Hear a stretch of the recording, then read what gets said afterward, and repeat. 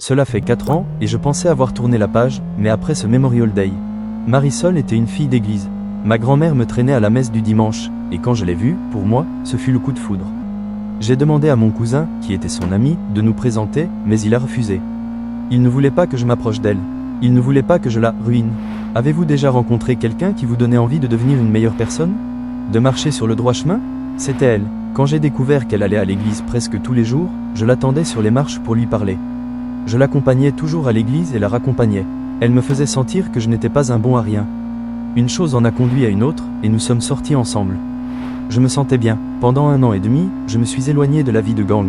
J'ai obtenu mon diplôme, suis devenu un habitué de l'église et pensais à l'avenir, jusqu'à ce que je sois involontairement ramené dans l'engrenage. J'étais dans un magasin et je suis tombé sur quelqu'un avec qui j'avais eu des problèmes par le passé. Ils ont commencé à m'insulter, et j'ai essayé de l'ignorer, je le jure. Je les ai laissés parler et je suis parti, mais ensuite j'ai reçu un coup de couteau dans l'omoplate, et j'ai perdu mon sang-froid. Je l'ai tabassé, j'ai été arrêté, et soudain, tout ce que j'avais fait pour améliorer ma vie a semblé s'effacer.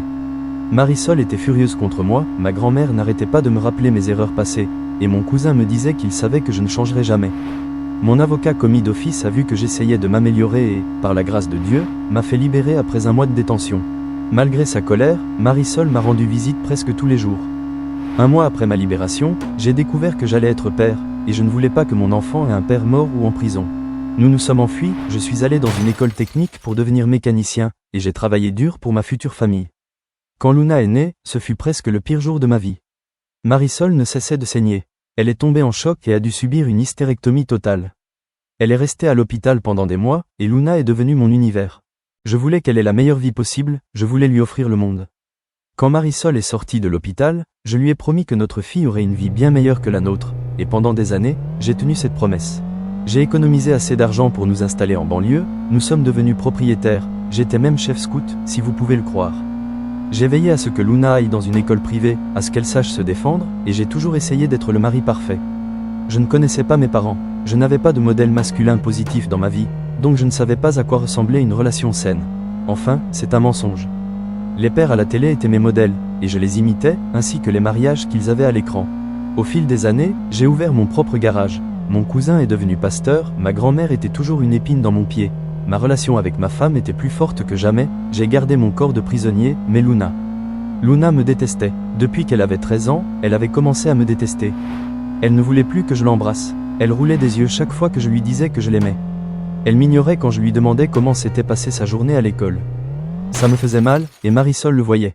Elle m'a dit que c'était une adolescente et que je devais laisser couler. Qu'elle reviendrait vers moi. Pendant 2 ans, ça a été comme ça. Alors, pour sa quinceañera, j'ai voulu tout donner. J'ai obtenu tout ce qu'elle voulait, mais elle restait irrespectueuse, et l'ancien moi a failli ressortir pour la remettre à sa place. Mais à la place, je suis allé voir mon cousin, j'ai exprimé mes frustrations et mes doutes sur ma capacité à être un bon père, et il m'a dit de la laisser tranquille. Il a prié pour moi. Je voulais un diaporama pour la danse père-fille. J'ai rassemblé une tonne de photos de nous ensemble, mais j'ai réalisé que je n'avais aucune photo récente de nous. Elle ne voulait pas en prendre. La dernière fois que nous avions des photos d'elle et moi souriant ensemble, c'était pour son 13e anniversaire, et elles étaient sur la tablette cassée de ma fille. J'ai pris cette tablette, je l'ai emmenée dans un magasin de réparation, et je me fichais du coup. J'avais besoin que cette tablette soit réparée. Après une journée et $300, le technicien l'a réparée, et j'étais heureux. Je connaissais son code, mais je n'avais jamais envahi sa vie privée. Je voulais juste ses photos, et quand j'ai ouvert la tablette et regardé la galerie, elles étaient là. Ma petite fille, souriante et heureuse d'être avec moi. Je me sentais bien, puis les messages instantanés sont apparus. C'était ma fille qui parlait à ma femme. C'était une longue conversation où elle disait qu'elle ne voulait pas danser avec moi, et ça m'a fait mal, mais comme ma femme l'avait dit, c'était une adolescente. Puis elle a dit quelque chose qui m'a détruit. Elle a écrit pourquoi elle devait faire la danse père-fille avec moi puisque je n'étais pas son père. J'ai senti mon cœur s'arrêter, j'ai eu des vertiges, ma bouche s'est asséchée, et j'ai dû m'asseoir. Ma femme a répondu que je l'avais élevée, que je l'aimais, et que ça faisait de moi son père. Mais Luna a répondu en disant que mon cousin était son père et qu'elle ne pouvait pas attendre d'avoir 18 ans pour me dire la vérité et vivre avec son vrai père. Qu'elle me détestait, qu'elle remerciait Dieu que je ne sois pas son père. Marisol a commencé à l'insulter. Elle a dit que c'était une erreur de mon cousin de lui dire la vérité il y a 2 ans, et plus elle parlait, plus je devenais furieux. Ma femme m'avait menti pendant 15 ans. Mon cousin, à qui je confiais mes problèmes avec Luna et mes peurs d'être un mauvais père, non seulement avait couché avec ma femme, mais m'avait fait élever son enfant. J'avais envie de les blesser. Je ressentais un mélange de colère, de tristesse, de chagrin. J'avais envie de crier, de pleurer et de mourir en même temps, si ça a un sens. Je suis allé dans un endroit sombre, et pour ne pas faire de bêtises, j'ai dit à Marisol que je devais me concentrer sur le travail pour payer la quinceañera, et à la place, je suis allé à Manhattan pour voir mon ancien avocat commis d'office, qui n'était plus un petit avocat. Il avait un beau cabinet cher près de Midtown East. J'étais surpris qu'il se souvienne de moi, mais apparemment, j'étais son premier dossier en tant qu'avocat commis d'office. Nous nous sommes assis, et je lui ai tout raconté. Je lui ai donné la tablette, et quand il l'a allumée, les messages continuaient d'arriver. Seulement, cette fois, Luna parlait à mon cousin, son vrai père, et il lui disait de me donner une chance. Qu'il avait toujours été là pour elle, mais Luna lui a dit que lui aussi. Que ça expliquait pourquoi ils avaient tant en commun, et elle l'a même appelé « papy » plusieurs fois dans leur conversation, et il a répondu en lui disant qu'elle était sa petite fille. Nous avons examiné nos options, et il m'a demandé ce que je voulais faire. Je lui ai dit que je voulais tout détruire. Je voulais empoisonner le puits, et il m'a demandé plusieurs fois si c'était vraiment ce que je voulais, et j'ai hoché la tête. Je lui ai aussi dit que tout devait être déposé avant la quinceañera dans 2 semaines. Nous nous sommes donc assis et avons passé les 12 heures suivantes à planifier ce qui devait être fait, et j'ai suivi ses instructions à la lettre. J'ai discrètement mis mon entreprise en vente. J'ai appelé l'école privée et leur ai dit que je ne paierais pas pour l'année prochaine. J'ai fermé les comptes universitaires et les économies que j'avais pour Luna, et j'ai préparé la mise en vente de ma maison en ligne. Personne n'a rien su. J'ai suivi ses instructions à la perfection. Il n'y avait qu'une chose dont je me suis écarté. Le jour de la quinceañera. Ce jour-là, tout s'est passé sans accroc. Toute la famille était là. Luna souriait, s'amusait. Marisol n'arrêtait pas de me demander si j'allais bien, et je lui ai menti. C'était dur de lui mentir. Depuis le jour où je l'avais rencontrée, je ne lui avais jamais menti, et pendant ces 2 semaines, chaque fois que je l'embrassais, la tenais, faisais l'amour avec elle, c'était dur de ne pas crier. C'était dur de ne pas la haïr. Elle m'avait laissé élever l'enfant d'un autre homme en toute connaissance de cause. Elle avait couché avec mon cousin, un homme que je considérais comme mon frère, le parrain de mon enfant, le témoin de mon mariage, mon confident. Alors, la rage était difficile à contenir, c'est le moins qu'on puisse dire. Quand est venu le moment de la danse père-fille, je l'ai appelée au centre de la scène. Elle avait l'air agacée, mais elle est venue. La musique jouait, et elle a souri, et ça m'a déchiré de la voir sourire. Pendant des années, j'avais voulu revoir ce sourire, et maintenant, je ne le voulais plus. Pendant que nous dansions, le diaporama défilait. Des photos de nous deux, et vers la fin de la chanson, des captures d'écran de ses messages avec sa mère et son vrai père. Inutile de dire que ça n'a pas bien tourné. Marisol avait l'air d'avoir vu un fantôme, Luna n'arrêtait pas de regarder l'écran géant, et mon cousin me regardait avec peur. Marisol a couru vers moi en disant qu'elle pouvait tout expliquer, et je lui ai dit que j'avais demandé le divorce. Qu'elle pourrait tout expliquer au tribunal. Elle a attrapé mon bras, me suppliant, et je me suis dégagé. J'ai dit à Luna que je m'étais tué à la tâche pour lui offrir le monde, et maintenant, elle ne le méritait pas. J'ai commencé à partir, mais pas avant d'avoir dit à mon cousin que chaque fois que je le verrais, je le mettrais KO, puis je l'ai mis KO. Les conséquences ont été dures. Marisol et Luna ont emménagé chez ma grand-mère.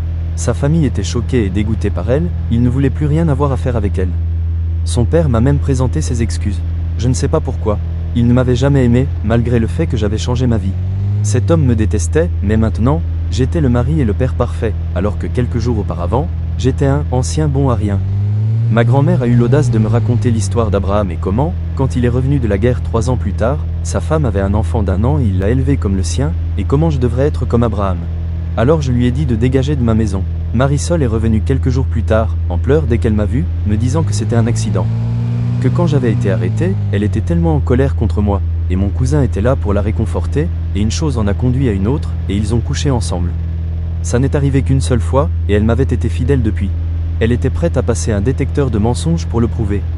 Alors je lui ai demandé depuis combien de temps elle savait que Luna n'était pas de moi, et elle s'est mise à pleurer encore plus.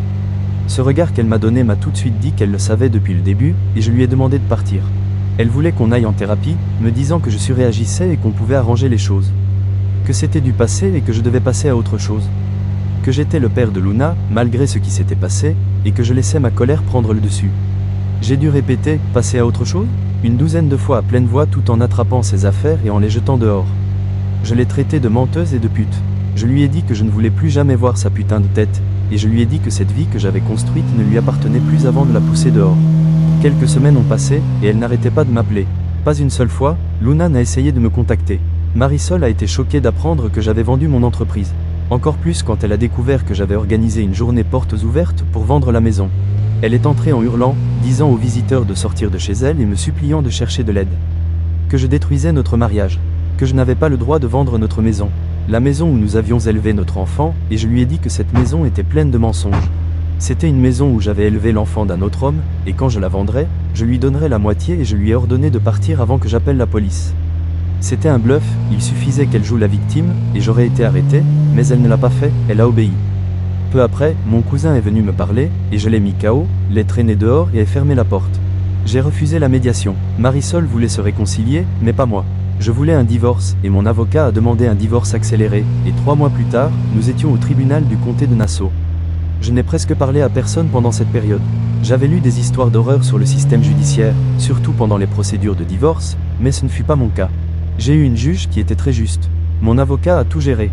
D'abord, l'avocat de Marisol a essayé de parler de mon passé dans un gang, comme si mon passé m'empêchait d'être un bon mari et père, mais mon avocat a rapidement balayé ça, et la juge a réprimandé son avocat pour avoir essayé de faire honte à quelqu'un qui avait changé sa vie.